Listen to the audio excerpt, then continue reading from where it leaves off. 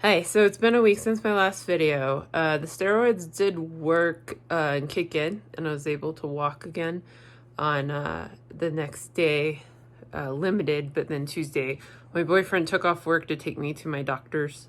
It was really important that I saw my doctors, obviously.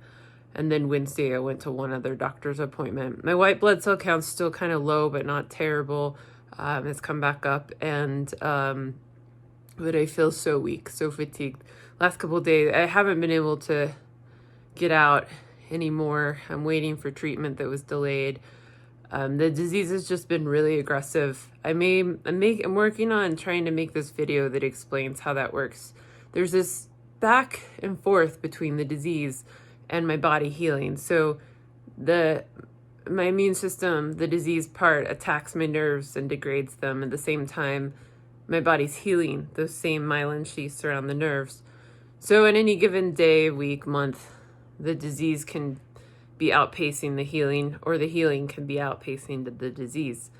They're in this back and forth war constantly. And so the middle ground of where I'm at, how I'm doing physically, how well my nerves are functioning is always moving, and it's constantly moving back and forth. This isn't like, if I can't walk one day, it doesn't mean I won't the next day.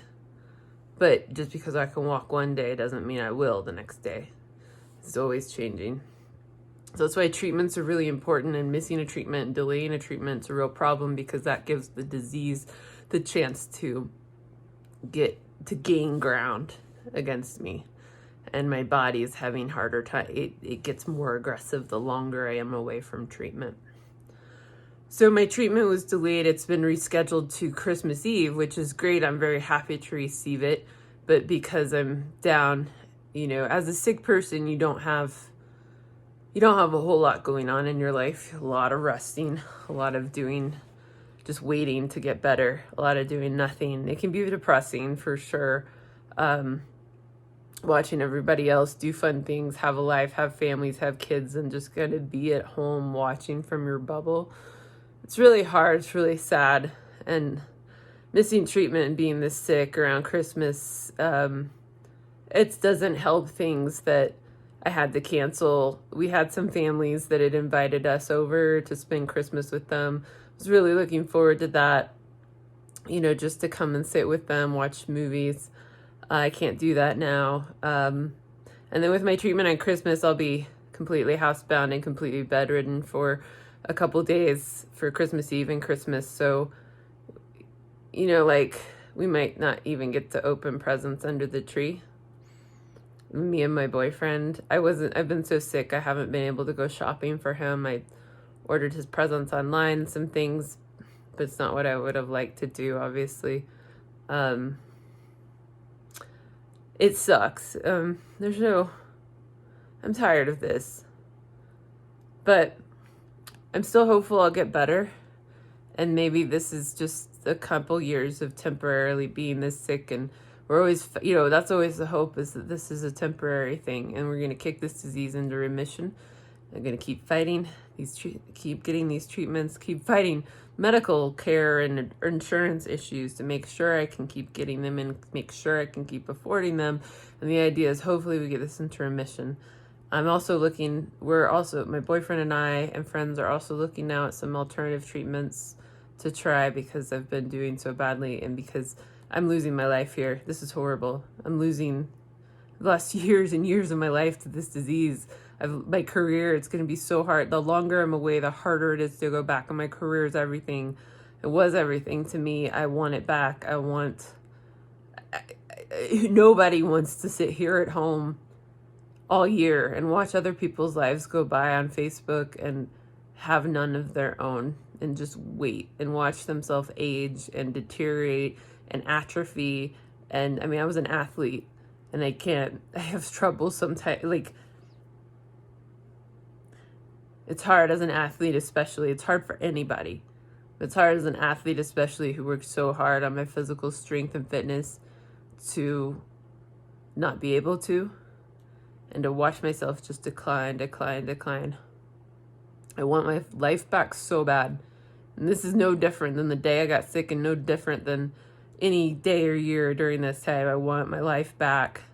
I want to get better. I don't want to live like this. I don't want to be stuck inside. I wouldn't wish this on my worst enemy. I would wish a lot of things on my worst enemy, because I have some pretty awful people out there who've done some things to me, but I wouldn't wish this on them. I wouldn't wish this on anybody. I can't think of a human being in existence I'd wish this on. This is worse than death, honestly, to watch your life go by, to watch everyone else's life go by, and then to have people even not believe you because they've never seen an illness like this. It's a rare illness. They don't understand why some days the healing wins and then I can feel better and do stuff, and then a lot of days, or that healing wins, I can feel better, do stuff, and then that tanks me so that I can't even do anything else. Like I get the little window, I might look and feel totally fine, but then that window ends very quickly. Or maybe if I'm having a strong trend, even over the course of many months, and treatments are really effective, maybe I can go do something really cool, like leave the house for multiple days to go on a trip, go for a week or so on a trip. And I'm so thankful for those opportunities. I'm trying to do things on my bucket list because I may die from this. But it's not like I get to go and be healthy and normal and just do those things. I don't. I have to do this modified version. I have to be shipped, like put in wheelchairs, and I get sick from it, and it's horrible and it's hard. And people say, man, you're so brave for doing these few things you do every once in a while. Your boyfriend's so brave and strong for taking you to do these things that are so hard and rely so much on his help.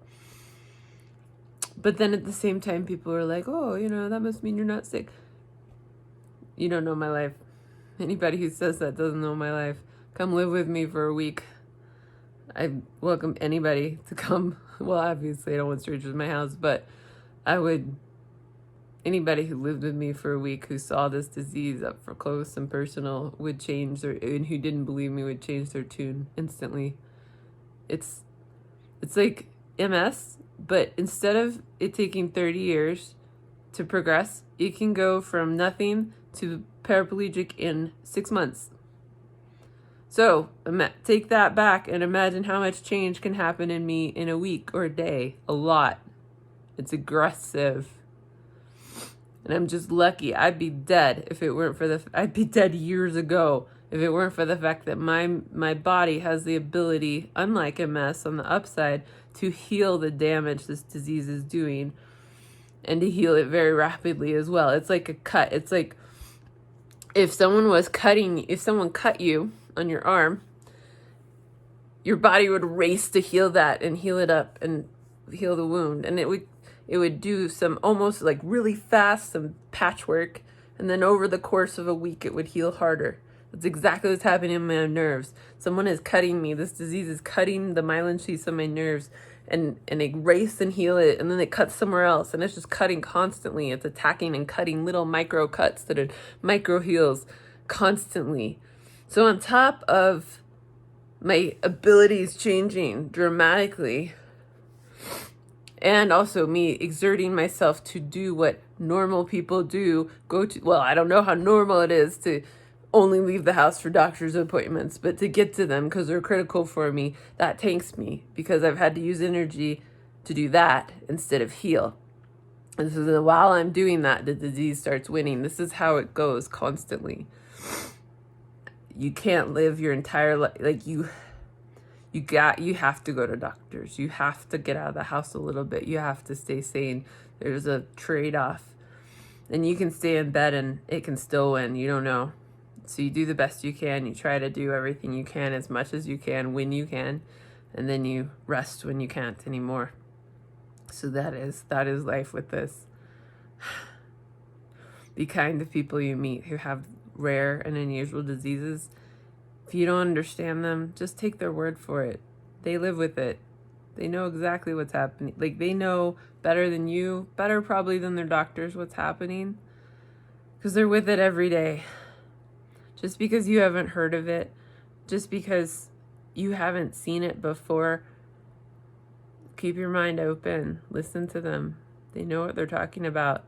These diseases, I don't know why. I don't know why. There's so many more rare diseases cropping up, whether it's us just identifying them or what. I do know that had I lived 50 years ago or more with this disease, I would be dead. There wasn't like diagnosis and treat and keep her alive. So that's one of the reasons you don't see, in the past, as many people walking around with these diseases.